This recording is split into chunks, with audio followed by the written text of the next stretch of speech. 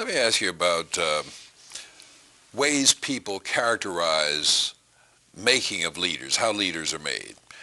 Some people say great people cause great events. Some say movements make great leaders. And some say unpredictable events coming together just create leaders at certain times.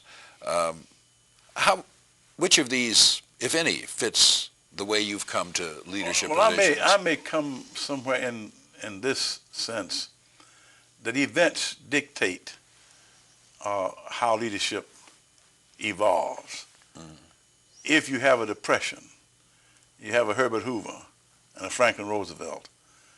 Now, if events make the leader, then Hoover and of course, they got to understand, I think Roosevelt was the greatest president we perhaps ever produced in this modern age. And Hoover had a chance to be a great president. I think he's one of the weakest and saddest, miserable failure.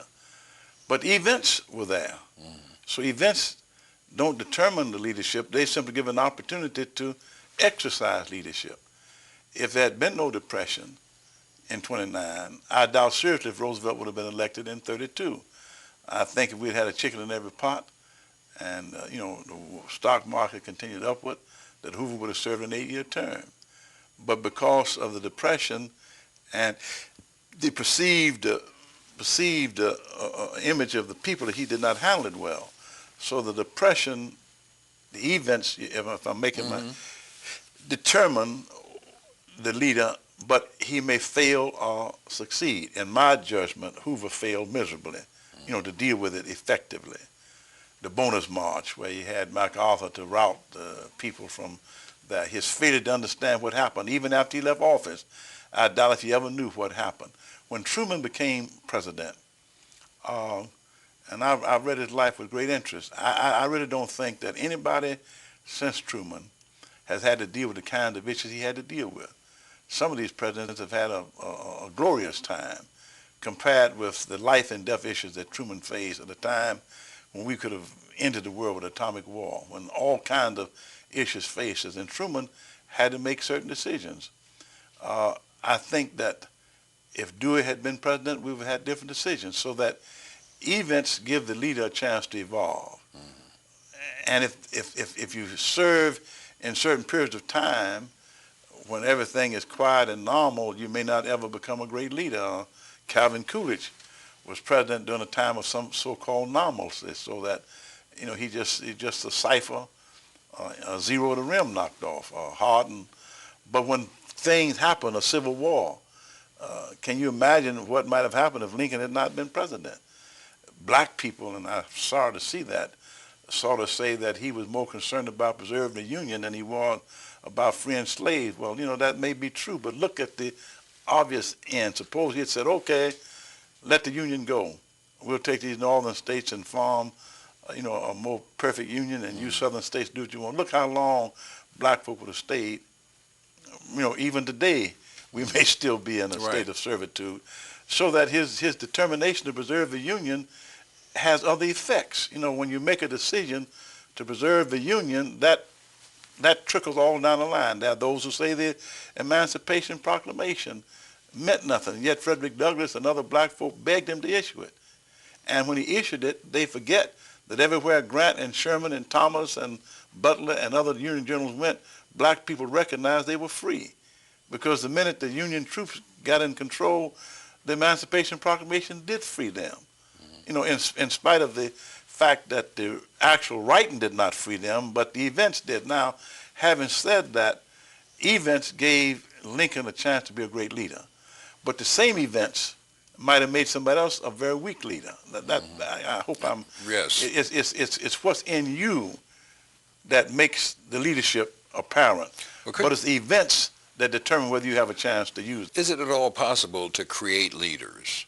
That is, to teach people how to exercise leadership, to create circumstances where John or Mary emerges and becomes a leader. Is it possible to create leaders? I rather doubt it. I think, to put it this way, we talked about that. I use Hoover and Roosevelt for an example. Certain events happen.